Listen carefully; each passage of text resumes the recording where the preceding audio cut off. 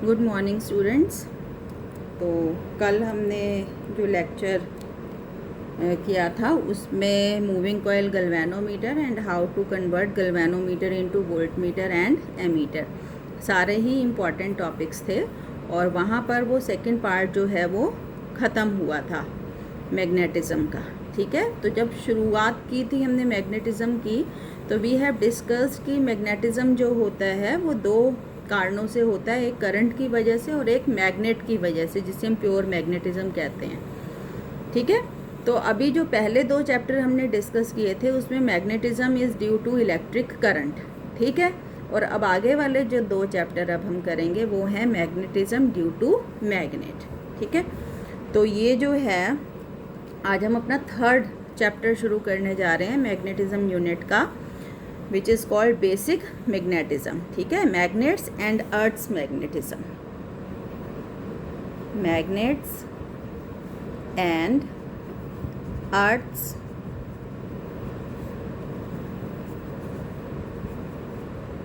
magnetism। तो सबसे पहले इसमें थोड़ी सी हम इंट्रो देंगे कि मैग्नेटिज़्म की शुरुआत एक्चुअली हुई कैसे। इट वॉज़ फाउंड कि एक नेचुरल अकरिंग ओर होता है आयरन का, वो छोटे छोटे स्टील के और आयरन के टुकड़ों को अपनी तरफ अट्रैक्ट कर रहा था। और ये ओर क्योंकि it was found in magnesia नाम की जगह पर पाया गया, तो इसको हमने नाम दे दिया मैग्नेटाइट। क्या नाम दिया? मैग्नेटाइट। ठीक है, और ये जो प्रॉपर्टी थी by which it is attracting small pieces of iron, steel etcetera towards it, इस प्रॉपर्टी को नाम दिया magnetism and the ore showing this effect was called magnets. तो मैग्नेट्स जो होती हैं बेसिकली दो तरीके की होती हैं। एक होती है नेचुरल मैग्नेट्स जो हमें ज़मीन में से मिलती हैं खुदाई करने पर, और एक होती हैं आर्टिफिशियल मैग्नेट्स जो हम बनाते हैं। तो इट वाज फाउंड कि जब हम किसी सॉफ्ट आयरन पीस को किसी नेचुरल मैग्नेट से रगड़ते हैं तो इट एक्वायर्स मैग्नेटिज़्म, वो भी मैग्नेट की तरह बिहेव करने लगती है। ये जो नेचुरल मैग्नेट्स होती हैं they are irregular in shape and they are weak in strength, बहुत ज़्यादा स्ट्रॉन्ग नहीं होती। जबकि ये जो आर्टिफिशियल मैग्नेट्स हम बनाते हैं, फॉर एग्ज़ाम्पल कंपास नीडल आपने लैब में देखी होगी कि एक एल्यूमिनियम के बक्से के अंदर एक नीडल होती है छोटी सी, ऊपर कांच का ढक्कन लगा होता है और मूव करती है ये मैग्नेटिक नीडल। तो ये है कंपास। और एक बार मैग्नेट रेड कलर की इस तरीके की छोटी सी, ठीक है, दिस इज़ बार मैग्नेट। एक होती है हॉर्स शू मैग्नेट, जैसे घोड़े की नाल होती है इस शेप की, इसको हम कहते हैं हॉर्स शू मैग्नेट। तो ये सारी की सारी क्या हैं? These are artificial magnets. They can have desired shape जो भी हमें चाहिए एंड डिज़ायर्ड स्ट्रेंथ, जितनी भी हम इन्हें वीक या स्ट्रॉन्ग बनाना चाहें। तो ये हैं नेचुरल और आर्टिफिशियल मैग्नेट्स। तो सबसे पहले यहाँ हम डिस्कस करेंगे बेटे basics of magnetism. Basics of magnetism. तो सबसे पहले मैग्नेटिक सब्सटेंसेस जो होते हैं, है ना, they are attracted by a magnet, या a magnet attracts magnetic substances towards it. जैसे आयरन है, कोबाल्ट है, निकल है, इन मैग्नेटिक सब्सटेंसेस को कौन अट्रैक्ट करता है? मैग्नेट। सेकंड, अर्थ जो है, अर्थ अपने आप में बिहेव्स एज अ मैग्नेट। एक ऐसा लगता है ओके पहले अगर हम ज्योग्राफिकली देखें तो ये हमारा उत्तरी ध्रुव है और ये हमारा दक्षिणी ध्रुव है, नॉर्थ पोल और साउथ पोल।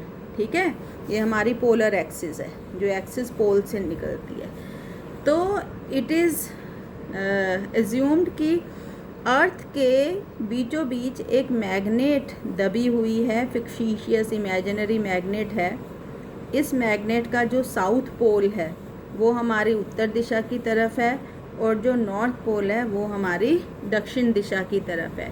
इसीलिए जब हम अपनी मैग्नेट को फ्रीली लटकाते हैं, माना ये हमारी मैग्नेट है, इसको हम फ्रीली लटकाते हैं तो इसका जो सिरा उत्तर की तरफ आता है उसको हम उत्तरी ध्रुव कहते हैं, अब उत्तर की तरफ कब आएगा, मतलब नॉर्थ पोल कब आएगा, जब मैग्नेट का यहाँ पे कौन सा पोल होगा, साउथ पोल होगा। आपको पता है ना, ये तो छोटी क्लासेस में पढ़े हैं कि एक जैसे पोल एक दूसरे को प्रतिकर्षित करते हैं और अनलाइक पोल्स एक दूसरे को अट्रैक्ट करते हैं।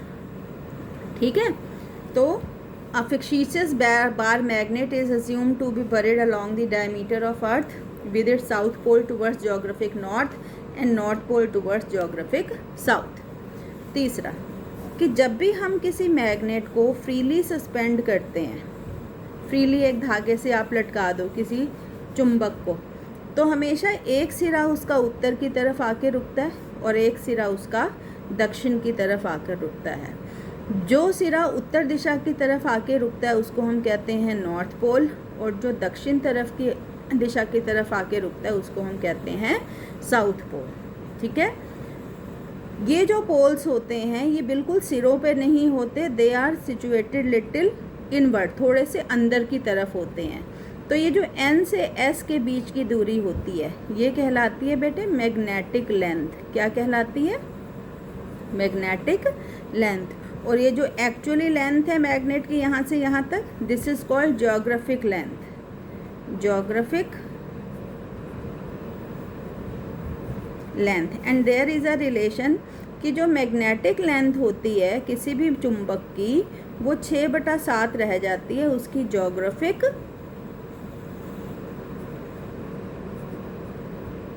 लेंथ की। माना चुंबक की बाहर से नापने पे लंबाई जो है वो आपकी आ रही है 28 सेंटीमीटर। कितनी आ रही है? 28।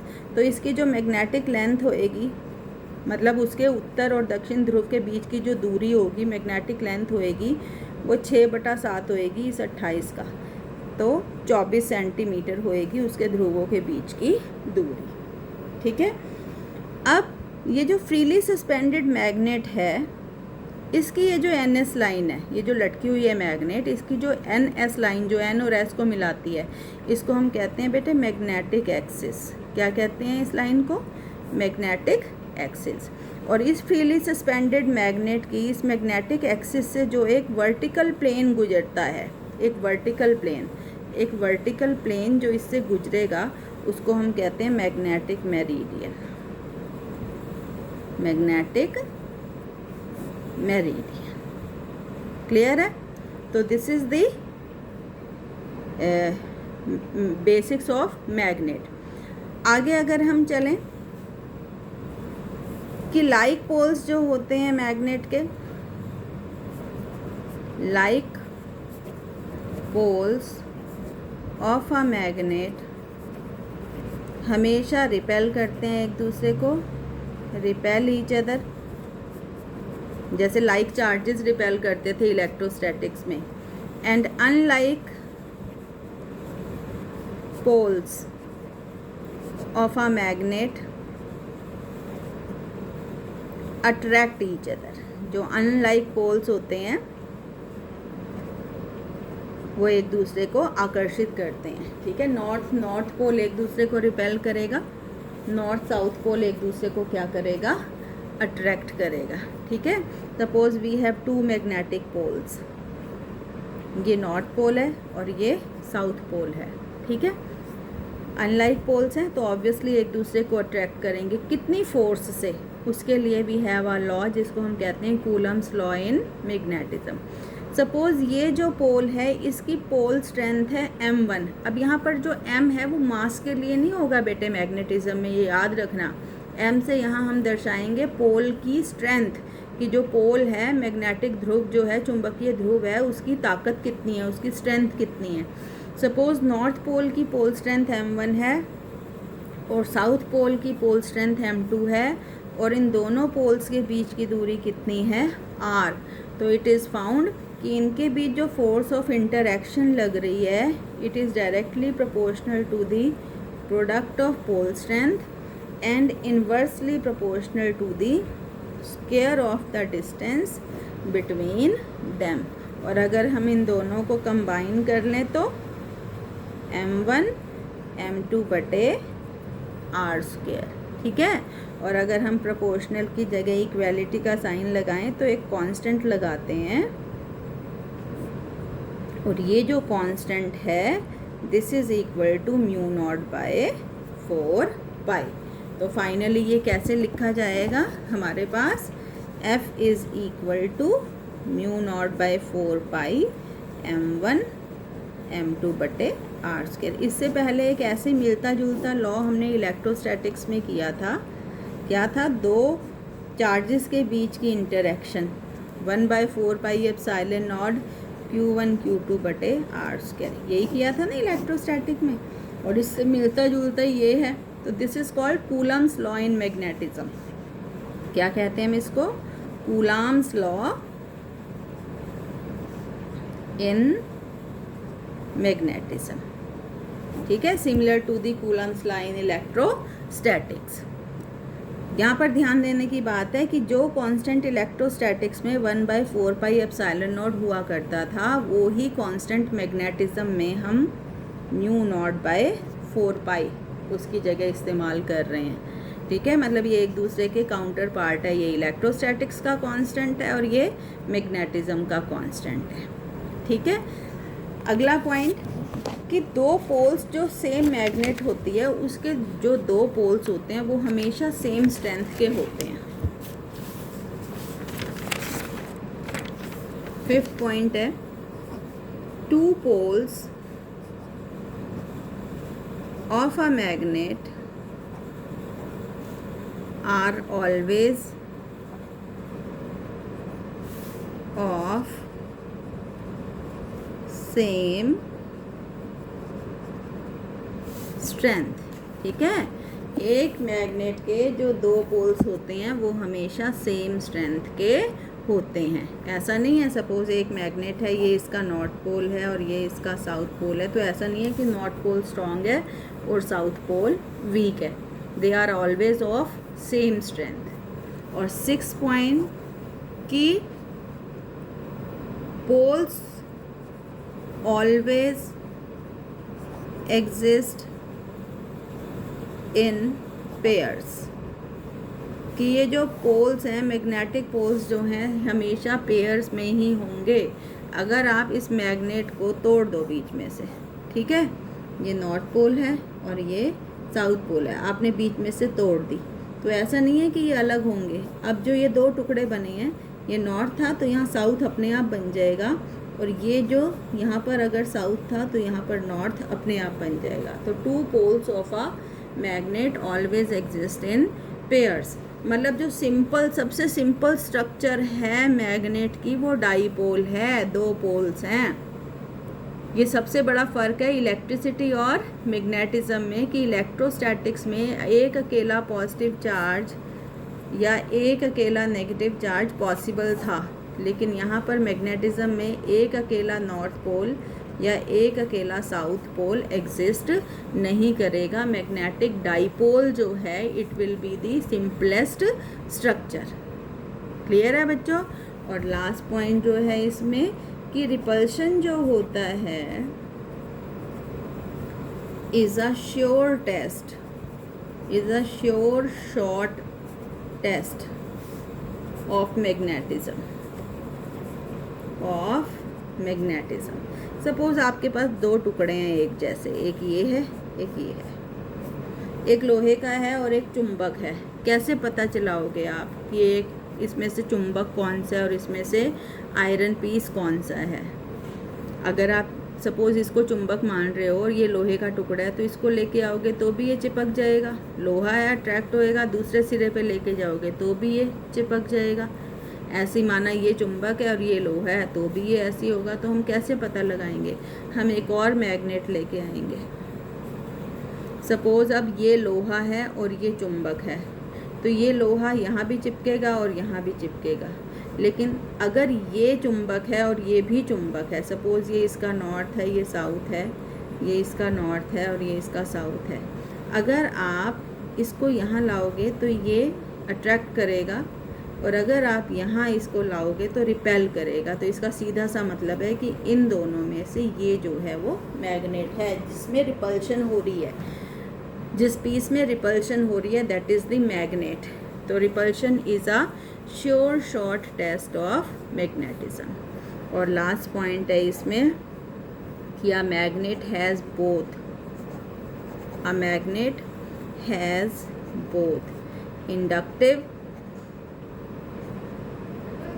as well as directive properties. Inductive का क्या मतलब है कि एक मैग्नेट है, एक सॉफ्ट आयरन का टुकड़ा लिया आपने, इस सॉफ्ट आयरन के टुकड़े को इस मैग्नेट से रगड़ा, थोड़ी देर बाद आप पाओगे कि इसमें भी चुंबक के गुण आ गए, ये भी दूसरे टुकड़ों को अपनी तरफ आकर्षित करने लग गया। तो इंड्यूस कर दी इसने, इस चुंबक ने इस लोहे के टुकड़े में मैग्नेटिज्म को इंड्यूस कर दिया। तो this is the inductive property. और डायरेक्टिव प्रॉपर्टी क्या है? ये जो है हमें दिशा का ज्ञान कराता है। सबसे पहले जो चाइनीज़ नेविगेटर्स थे, समंदर में जो जाते थे, उन्होंने चुंबक का उपयोग किया था डायरेक्शन पता करने के लिए। देखो, दिन के समय तो हम सूर्य की दिशा देखकर डायरेक्शंस का, दिशाओं का पता लगा सकते थे, लेकिन रात के समय समंदर में दिशा का पता लगाना बहुत मुश्किल बात थी। तो उन्होंने देखा कि चुंबक का एक सिरा हमेशा नॉर्थ की तरफ और एक साउथ की तरफ रहता है। तो जिसकी हेल्प से उन्होंने अपने जो शिप्स थे उनको सेल किया, उनको चलाया रात के समय भी। तो ये इसलिए चुंबक को हम लोड स्टोन या लीड शब्द से बना है, जो आपको लीड करे, जो आपको दिशा बताए। ठीक है, तो a magnet has inductive as well as directive properties. Clear है? तो these are the basics of magnetism. तो मेरे साथ एक बार रिवाइज करो। पहला क्या है कि a magnet attract magnetic substances towards it. दूसरा, मैग्नेट जो है, फ्रीली सस्पेंडेड मैग्नेट का जो सिरा उत्तर की तरफ होता है उसको उत्तरी ध्रुव, और जो दक्षिण की तरफ होता है उसको हम साउथ पोल कहते हैं। फ्रीली सस्पेंडेड मैग्नेट की NS लाइन को मैग्नेटिक एक्सिस कहते हैं, और एक वर्टिकल प्लेन जो इससे गुजरता है उसको मैग्नेटिक मेरिडियन कहते हैं। ठीक है, उसके बाद पोल्स ऑफ अ मैग्नेट, जो लाइक पोल्स होते हैं वो रिपेल करते हैं और अनलाइक पोल्स अट्रैक्ट करते हैं। टू पोल्स ऑफ मैग्नेट हमेशा सेम स्ट्रेंथ के रहते हैं। पोल्स हमेशा पेयर्स में मिलते हैं, इनको अलग नहीं किया जा सकता। तो ये all these are the basics of magnetism. तो अब हम शुरू करते हैं सिंपलेस्ट जो हमारी मैग्नेटिक स्ट्रक्चर थी कि मैग्नेटिक डाइपोल क्या होता है। मैग्नेटिक डाइपोल, देखो बेटे, इसके लिए आपको जो नेक्स्ट लेक्चर होगा उसमें फर्स्ट यूनिट का जो सेकंड पार्ट था, फर्स्ट यूनिट का इलेक्ट्रोस्टैटिक्स का जो सेकंड पार्ट था, जिसमें हमने इलेक्ट्रिक डाइपोल किया, क्या होता है ना, एक्सियल लाइन पर ये डाइपोल था, ये माइनस प्लस क्यू चार्ज था, इसकी एक्सियल लाइन पर निकाली थी, इसकी इक्वेटोरियल लाइन पर निकाली थी हमने इलेक्ट्रिक फील्ड इंटेंसिटी। फिर टॉर्क निकाला था, कितना लगा था, PE साइन थीटा। फिर हमने क्या निकाली थी, पोटेंशियल एनर्जी निकाली थी माइनस PE कॉस थीटा। तो ये जो सेकंड पार्ट है फर्स्ट यूनिट का, इलेक्ट्रिक फील्ड क्या होती है, इलेक्ट्रिक फील्ड लाइंस क्या होती हैं, इलेक्ट्रिक डाइपोल, ठीक है, उसको रिवाइज करना है।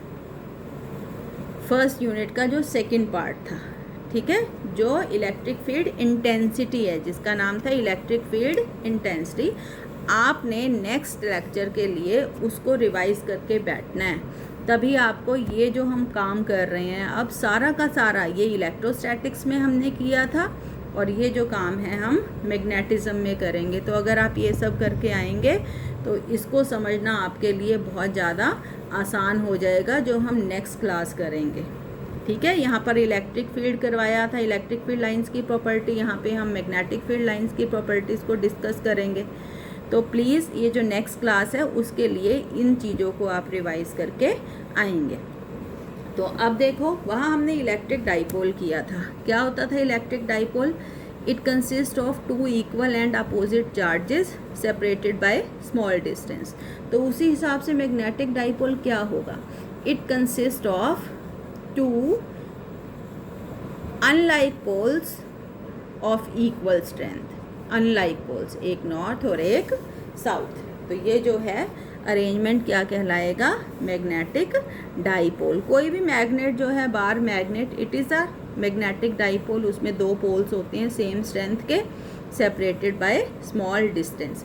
वहाँ हमने जब इलेक्ट्रिक डाइपोल किया था, it consist of two charges, है ना, इक्वल और अपोजिट चार्जेस थे, सेपरेटेड बाय स्मॉल डिस्टेंस, जिसको हमने 2a कहा था। यहाँ हम लेंथ जो है वो 2l से डिनोट करेंगे। वहाँ 2a से किया था, यहाँ मैग्नेट के पोल्स के बीच की जो लेंथ है उसको हम 2l से डिनोट करेंगे। अब पहले भी बताया था कि एक ही मैग्नेट जो है मैग्नेटिक डाइपोल में, दोनों ये जो पोल्स हैं इनकी पोल स्ट्रेंथ क्या है? सेम। फिर सुन लो क्या है magnetic dipole? It consist of two unlike poles of same strength separated by small distance. ठीक है, वहाँ हमने किया था इलेक्ट्रिक डाइपोल मूवमेंट, यहाँ हम करेंगे मैग्नेटिक डाइपोल मूवमेंट, m से डिनोट किया था। इसलिए कह रही हूँ कि आज रिवाइज करना सारा का सारा। क्या होती है यहाँ पे, क्या होती थी इलेक्ट्रिक डाइपोल मूवमेंट? p से डिनोट करते थे, क्या होती थी? q into 2a। अब यहाँ q का काउंटर पार्ट जो है वो पोल स्ट्रेंथ है। जहाँ चार्ज का मैग्नीट्यूड यूज़ हुआ था मैग्नेटिज्म में, वहाँ पोल की पोल स्ट्रेंथ यूज़ होएगी। तो magnetic dipole movement defines the strength of magnetic dipole, कि आपका मैग्नेट जो है वो कितना स्ट्रॉन्ग है, and it is defined as the product of pole strength and the distance between the poles. Same p से डिनोट करते हैं यहाँ m से, q की जगह क्या आएगा? पोल स्ट्रेंथ आएगी, डिस्टेंस की जगह यहाँ डिस्टेंस क्या आया है? 2l आया है। ठीक है, मैग्नेटिक डाइपोल मूवमेंट की दो यूनिट होती हैं, एक होती है बेटे जूल पर टेस्ला और एक होती है एम्पियर मीटर स्क्वायर। इन दोनों यूनिट्स को हम आगे जस्टिफाई करेंगे कि ये कैसे आएगी। आगे है इसके बाद मैग्नेटिक फील्ड। वहाँ इलेक्ट्रिक फील्ड हमने डिस्कस की थी। क्या थी इलेक्ट्रिक फील्ड? किसी भी चार्ज के आसपास की जगह। और यहाँ मैग्नेटिक फील्ड क्या होएगी? अगर मैग्नेट की वजह से है तो किसी भी मैग्नेट के आसपास की वो जगह, जितनी जगह में कोई भी जो है दूसरी मैग्नेट इसकी वजह से फोर्स एक्सपीरियंस कर सके, वो क्या कहलाती है? Magnetic field. या हम मैग्नेटिक फील्ड को B से डिनोट करते हैं। ये हमने पहले भी किया है, पहले दो चैप्टर में। वहाँ मैग्नेटिक फील्ड हमने करंट की वजह से डिस्कस की थी और यहाँ मैग्नेटिक फील्ड हम मैग्नेट की वजह से डिस्कस कर रहे हैं। ठीक है, फिर है आपका मैग्नेटिक फील्ड लाइंस। क्या होती है मैग्नेटिक फील्ड लाइंस? जैसे इलेक्ट्रिक फील्ड लाइंस थी, तो सपोज़ ये आपकी मैग्नेट है, मैग्नेटिक डाइपोल या मैग्नेट एक ही बात होती है, और इसके चारों ओर आप सपोज़ कर लो कि कंपास नीडल जो हैं हमने उनको रखा हुआ है। तो कंपास नीडल अपने आप को जिस दिशा में अलाइन कर ले, ये दिशा हो गई ना, ये कहलाती है आपकी मैग्नेटिक फील्ड लाइंस।